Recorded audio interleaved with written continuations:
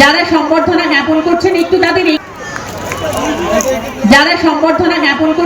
তাদের সরকারি মঞ্চ থেকে পঞ্চায়েত প্রধানকে বন্দুক উপহার। হাওড়ার বাঁকড়া 1 নম্বর গ্রাম পঞ্চায়েত এলাকায় একটি গ্রাম সভা ছিল। সেখানে সভা মঞ্চ থেকে পঞ্চায়েত প্রধান আক্তার আলী মোল্লার হাতে অন্যান্য উপহারের সঙ্গে একটি বন্দুকও তুলে দেওয়া হয়। Viral video. যদিও ভিডিওর সত্যতা যাচাই করেনি সিএন, ঘটনাকে কেন্দ্র করে শুরু রাজনৈতিক চর্চা। ওইটা একটা সাধারণ একটা আবেগে হয়তো কেউ একটা উপহার হয়তো খেলনা একটা দেখাবার জন্য করেছে।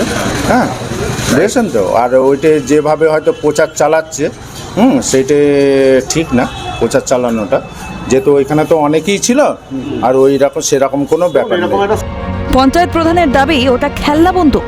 যিনি এই কাজ করেছেন সেটা ঠিক করেনি এবং সরকারি অনুষ্ঠান মঞ্চে সেটি গ্রহণ করাও তার উচিত হয়নি বলে স্বীকার করে নেন তিনি। বোঝার মতন সময় আমি পাইনি তো। তো যাই হোক, যে ভাইরালটা হচ্ছে ওটা খারাপই জিনিস হয়েছে। সরকারি মঞ্চ থেকে এবং সরকারি প্রোগ্রাম থেকে যে এই জিনিসটা বাঞ্ছনীয় হওয়া উচিত ছিল। খেলনা বন্দুক ছিল? হ্যাঁ, না খেলনা, এটা অরিজিনাল তো নয়। ডোমজুর ব্লক তৃণমূল সভাপতি তাপস মাইতি বলেন, ডোমজুর বিধানসভা কেন্দ্রে অনেকগুলি গ্রাম সভা ছিল, তিনি সবকটিতে উপস্থিত ছিলেন। এই বিষয়ে তার জানা নেই, তবে ঘটনাটি খতিয়ে দেখা হবে বলে আশ্বাস দিয়েছেন তিনি। যদি এরকম কিছু ঘটে থাকে নিশ্চয়ই আমরা দেখব কি হয়েছে অ্যাকচুয়ালি। না, আমি তো আপনারা বললেন, আমরা খোঁজ নিয়ে দেখব কি হয়েছে। যদি এরকম কিছু হয় তার জন্য যা যা ব্যবস্থা গ্রহণ করা সেটা আমরা করব। এই বিষয়ে বিজেপির রাজ্য সম্পাদক উমেশ রায় বলেন, বিধানসভা নির্বাচন ভোট এগিয়ে আসছে, তৃণমূলের চরিত্র সামনে প্রকাশ হচ্ছে। নির্বাচনে মানুষকে ভয় দেখানোর জন্যই কি এই বন্দুক ব্যবহার করা হবে?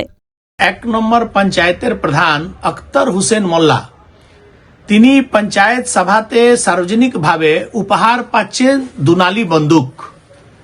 নির্বাচনের আগে বন্দুক দিয়ে কি প্রমাণ করা যাচ্ছে যে এই বন্দুক দেখিয়ে উনি ভোট করাবেন নিজের এলাকায়?